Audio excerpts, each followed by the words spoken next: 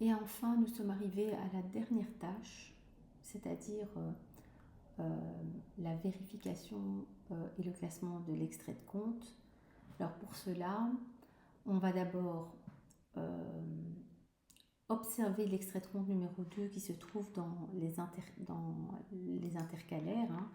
Donc ici, vous avez les intercalaires et vous avez les extraits de compte. Et donc, vous avez l'extrait de compte numéro 1 que nous avons déjà utilisé. Hein.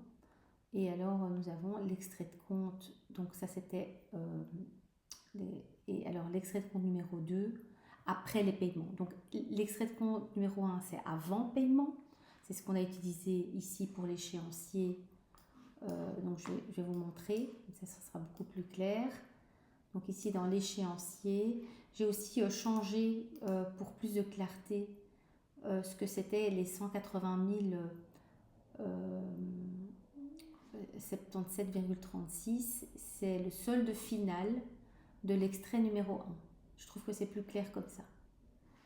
Et donc, ça, c'était avant les paiements. Et maintenant, on va, pour bien vous montrer la différence, hein, je vais copier ce qu'on a fait avant les paiements. Je viens le copier ici dans l'échéancier après paiement. Voilà. Et en fait, ce qui va se passer, c'est que ce ne sera pas le solde final de l'extrait numéro 1, mais le solde final de l'extrait numéro 2. Voilà, l'extrait numéro 2, il est ici. Je vais aller le chercher. Voilà. Et donc, le solde final, c'est 178.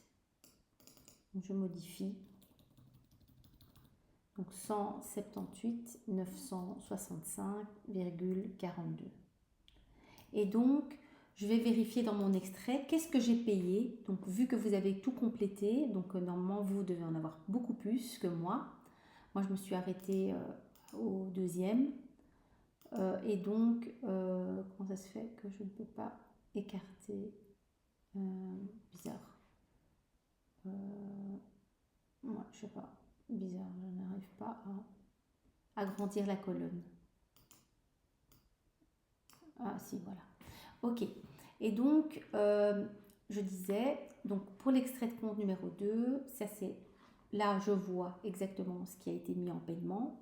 Alors vous allez me dire, pourquoi vous n'avez pas tout payé, madame, il y avait assez d'argent. Tu as raison, c'est entièrement d'accord. Mais ici, c'est pour vous montrer la différence entre, parfois on ne paye pas tout, on n'a pas toutes les explications, mais comme c'est pas vous qui faites les paiements, eh bien c'est vous qui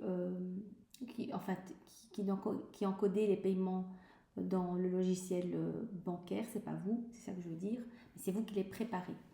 Et donc ici on a payé Proximus et AG Insurance, donc ceux-là on va les supprimer, voilà, puisqu'ils ont été payés. Hein. On laisse uniquement ce qui n'a pas été payé. Donc vous supprimerez aussi Proximus. Ça permettra de mettre à jour le solde final après, après avoir retiré les paiements qui ont vraiment été effectués. Et donc, quand ceux qui ont vraiment été effectués, eh bien, les pièces de caisse, hein, les pièces de paiement, pardon, les pièces de paiement qui sont ici, ils sont les pièces de paiement. Attendez que je les retrouve. Voilà, les pièces de paiement. Eh bien, rappelez-vous, vous les avez classées. Quand je prends les intercalaires, vous les aviez tous mis. Attendez, où sont les intercalaires? Ne me dites pas que j'ai fermé le. Bah si, j'ai fermé. Ah non, il est là. Donc les intercalaires. Vous les aviez tous mis, les pièces de paiement à payer, je me souviens, pièces de paiement à payer. Voilà, c'est ça. Maintenant, ceux qui sont repris dans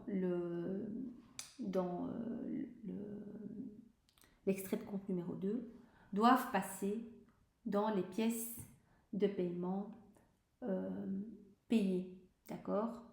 Et donc, il faut mettre le numéro de l'extrait. Comme ça permet de comprendre, et la date de paiement. D'accord? Donc ici, je fais le premier avec vous, comme toujours. Donc je vais aller chercher mes pièces de paiement. Où sont-ils? Ici, je pense que c'était ici. Voilà. Donc celui-là, ce sera l'extrait de compte numéro 2. Et la date de paiement, ce sera le 30 mai. Voilà. Le 30 mai 2026. Oh, mai 2026. Voilà. Et donc, c'est ce qui achève complètement notre tâche numéro 4. Donc, si je reprends la tâche numéro 4 ici, donc vous classez l'extrait de compte numéro 2 et les pièces de paiement. Et c'est OK. Voilà. Voilà, c'est fini.